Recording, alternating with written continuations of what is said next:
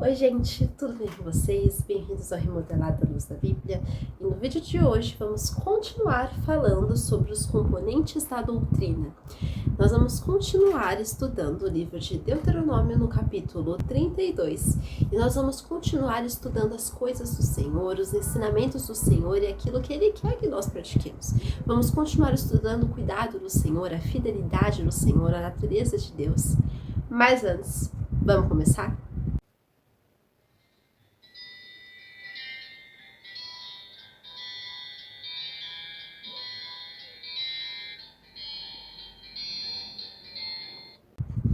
Então, para dar essa continuidade, ao nosso terceiro episódio sobre os componentes da doutrina, vamos continuar lendo esses versículos, mais especificamente a partir do versículo 11, que diz assim: Como a águia desperta a sua ninhada e voeja sobre os seus filhotes e estende as asas e tomando-os os leva sobre elas, assim só o Senhor o guiou, e não havia com ele Deus estranho.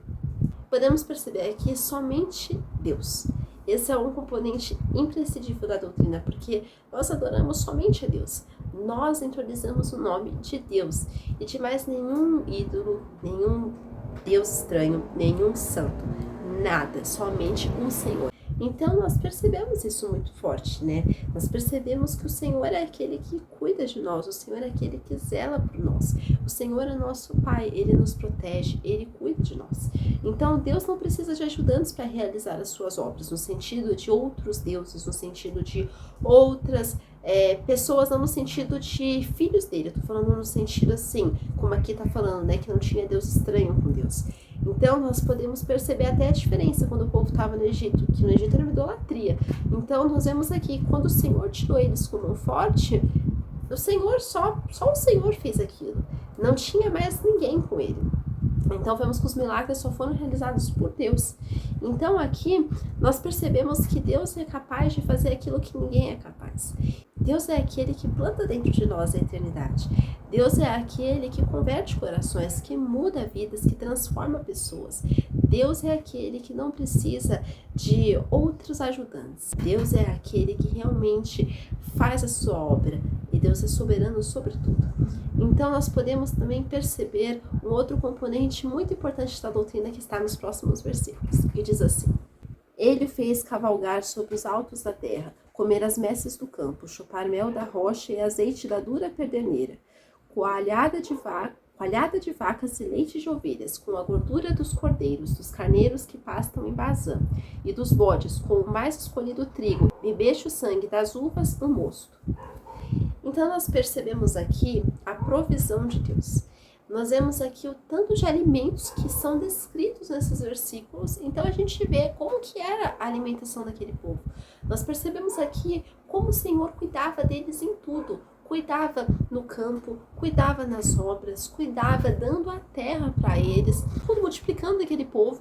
Então nós percebemos que o Senhor também cuida de nós. O Senhor também é aquele que zela pelas nossas vidas. O Senhor é aquele que nos transforma. O Senhor tem todo o poder de nos transformar da água para o vinho. O Senhor é aquele que nos converte. O Senhor está provendo coisas na nossa vida. Nós temos esse cuidado do Senhor.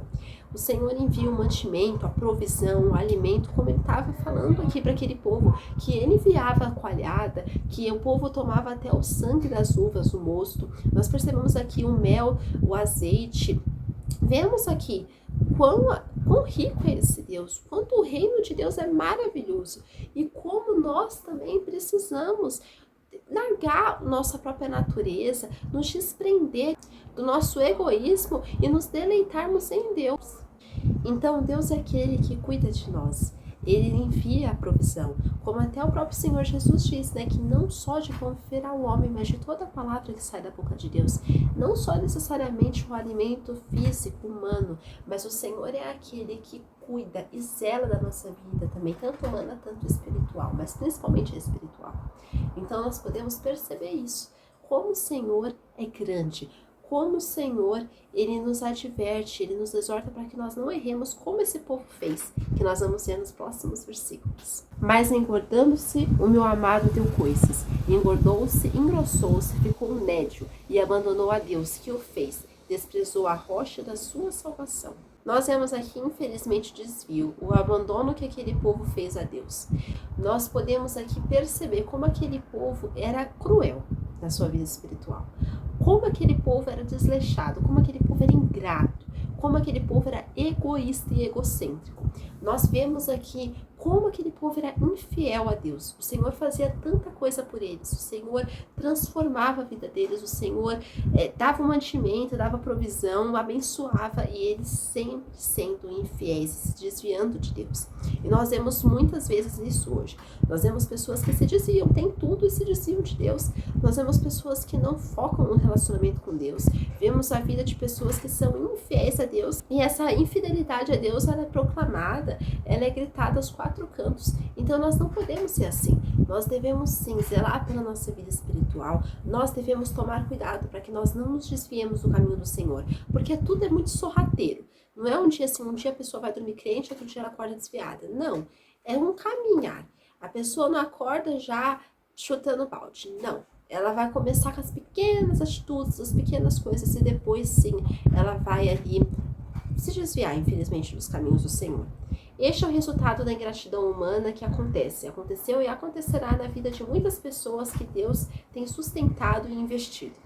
As pessoas simplesmente abandonam a Deus depois de se fartarem com essas bênçãos.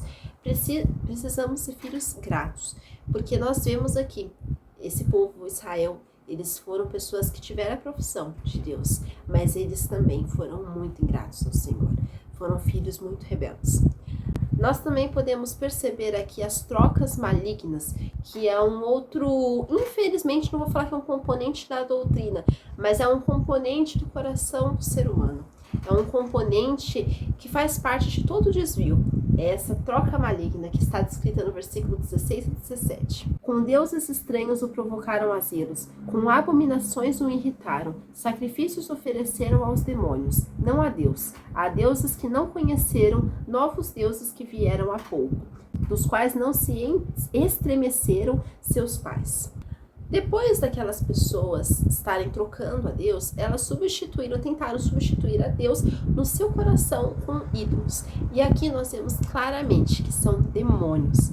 Como a própria Bíblia fala, que eles estavam oferecendo sacrifícios, e muitas vezes de crianças, sacrifícios de várias coisas ali, de animais, de tudo que você imaginar, por causa desses demônios, por causa da vaidade do coração deles, que não quiseram obedecer a Deus, mas estavam dando ouvido a tudo, menos a Deus. Tudo, eles foram rebeldes a tudo aquilo que era de Deus. Rejeitaram ao Senhor de todas as formas e trocaram o Senhor por ídolos. Então nós percebemos aqui que nós não podemos ser assim. Nós não podemos querer substituir o Senhor no nosso coração por qualquer outra coisa, por qualquer pessoa, não. Isso são trocas malignas. Aquele povo fez essa troca maligna na sua vida e o final foi trágico, foi desastroso, e até a salvação deles eles não tiveram, porque eles não aceitaram a soberania de Deus. Depois de se desviarem, as pessoas substituem Deus no seu coração. As pessoas substituem Deus por coisas momentâneas, festas, amigos, cônjuge, tudo que você imaginar, dinheiro, fama, poder. Então esse povo fez a mesma coisa, substituiu a Deus e depois estava até nos ídolos, estava ali em coisas totalmente abomináveis. Percebemos também aqui o esquecimento, como a gente vê no versículo 18, que diz assim: olvidaste a rocha que te gerou e te esquecestes do Deus que te deu o ser. Então vemos aqui o esquecimento, e esse esquecimento é espiritual. Eles esqueceram de Deus, eles substituíram tanto a Deus no coração deles que eles chegaram ao ponto de se esquecer do Senhor. Eles se esqueceram dos mandamentos do Senhor, eles se esqueceram de quem Deus é, eles não adoravam mais a Deus. As pessoas se esquecem de Deus, dando ouvidos à sua própria natureza, dando ouvidos às suas vontades, dando ouvidos aos seus desejos, dando ouvidos a tudo, menos ao Senhor. Então nós percebemos aqui que Deus não pode ser esquecido, Deus tem que ser o centro primeiro do nosso coração. E essas pessoas deixaram Deus por último até a hora que desapareceu todo o temor, toda a moral, eles já estavam entregues na mão do inimigo. Então aqui, esse esquecimento maligno, ele é fatal para uma vida derrotada, para uma vida de distância de Deus, para uma vida longe de Deus. Então também podemos perceber aqui uma consequência desse desprezo, né, espiritual, desse desprezo que aquele povo teve com as coisas de Deus, esse esquecimento, essa substituição maligna, as trocas que eles tiveram, teve sim consequências da parte de Deus. E nós vamos investigar quais foram essas consequências nos próximos versículos. No versículo 19, que diz assim: viu isso o Senhor e os desprezou, por causa da provocação de seus filhos e suas filhas. Um outro componente da doutrina foi o desprezo celestial. Foi quando Deus desprezou totalmente aquele povo. Porque viu que aquele povo não estava interessado mais nele. Aquele povo não queria mais buscar o Senhor. Deus desprezou aquele povo por causa da desobediência e da idolatria que eles cometeram. E da falta de arrependimento também, porque aquele povo não queria voltar para o Senhor. Quando pecamos, estamos afastados de Deus. Precisamos nos reconciliar com Ele. Precisamos nos reconciliar com os seus mandamentos. Nós precisamos nos reconciliar com Deus. E como nós fazemos essa reconciliação? Nos arrependendo, pedindo perdão, e o Senhor vai sim nos perdoar. Mas nós precisamos ter esse arrependimento dentro de nós. Nós precisamos nos lembrar das coisas do Senhor. Nós precisamos ter a memória espiritual bem afiada para nós nos lembrarmos daquilo que nós já vivemos com Deus, lembrarmos da natureza de Deus. Então aqui esse desprezo foi uma grande consequência da parte de Deus, que ele exerceu com aquele povo maligno, com aquele povo egoísta e com aquele povo idólatra. Nós também podemos perceber um ponto muito interessante que está descrito no próximo versículo, que diz assim: e disse, esconderei deles o rosto, verei qual será o seu fim, porque são raça de perversidade, filhos em quem não há lealdade. Então aqui nós podemos perceber um ponto até pouco falado, mas é um ponto muito interessante, né? Um componente da doutrina que acontece, até na vida espiritual acontece bastante na vida de algumas pessoas, que é quando Deus nos deixa a solto para a nossa destruição. O livre-arbítrio ele pode ser uma bênção, mas também pode ser uma grande maldição. Porque Deus nos dá a liberdade de nós fazermos escolhas, mas cabe a nós decidirmos aquilo que é a vontade dele, aquilo que vem dele. Muitas pessoas, por estarem tão soltas nos seus próprios delitos, nos próprios pecados do coração delas, elas se esquecem de Deus e Deus fala assim: então, já que você não quer me obedecer, já que você não quer obedecer aquilo que eu falo, não quer se arrepender, você me rejeita e rejeita meus mandamentos, você pode ficar solta para fazer aquilo que você quiser. E isso é muito perigoso, porque aí as pessoas começam a se depravar totalmente, como a gente vê na sociedade atual, que é uma sociedade totalmente depravada, é uma sociedade que não tem mais moral, não tem mais ética, é uma sociedade que tudo já está banalizado. Então, quando somos rebeldes a Deus e nos recusamos a se arrepender e a obedecê-lo, Deus nos deixa solta para nossa própria destruição. Porque só o nosso desejo do nosso coração corrompido já causa destruição. Já causa ali um grau de perversidade de tamanho que, se a pessoa não voltar para Deus depois daquilo, é inferno. Então, nós podemos perceber aqui como que isso já acontecia naquela época com aquele povo e como isso continua acontecendo até hoje. Porque não muda, os mandamentos do Senhor não mudam, a dureza do coração humano também não muda, muito pelo contrário, a gente vê casos na Escritura que acontecem até hoje na vida da sociedade.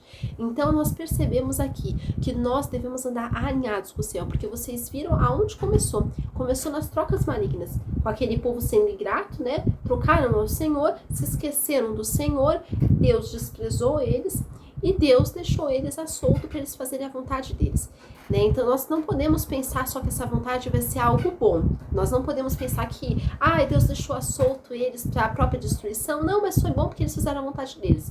Não, aquilo foi péssimo para eles, mas foi uma forma que Deus encontrou ali de falar: então chega, acabou, não vou mais interferir ali com esse povo, porque eles não querem voltar, não querem se arrepender. Então é isso, essa mensagem que eu quero deixar para vocês hoje. Que esse vídeo seja um vídeo de alerta, de reflexão, que seja um vídeo para que nós pensemos e refletimos, meditemos a nossa vida espiritual, meditemos se nós temos realmente vivido as palavras do Senhor, vivido uma vida de temor e obediência, ou temos vivido uma vida do jeito que o diabo gosta. Porque esse ponto, como eu falei do ponto ali, esse componente é muito, muito certo. Deus nos dá o livre-arbítrio, mas Deus também deixa as pessoas a solto para a sua destruição, quando elas se negam a obedecê-los. Então que nós venhamos meditar nisso. Fique com Deus. Que Deus abençoe a vida de vocês. Tchau!